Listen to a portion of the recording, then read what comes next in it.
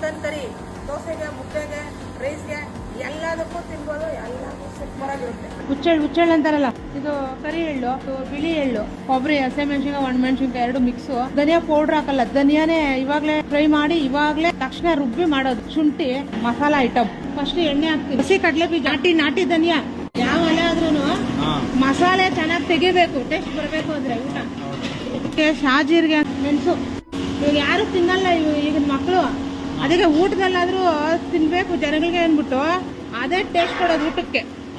ಒಬ್ರೆ taste ಚೆನ್ನಾಗಿ ಬರುತ್ತೆ. ಇವಾಗ 30 kg ಚಿಕನ್ ಕರಿಗಿದು ನೀವು ಮಾಡ್ತಾ ಇರೋದು ನೋಡ್ತಾ ಇರೋದ್ರಂటే ನೋಡೋದೇ ಚೆನ್ನಾಗೈತೆ.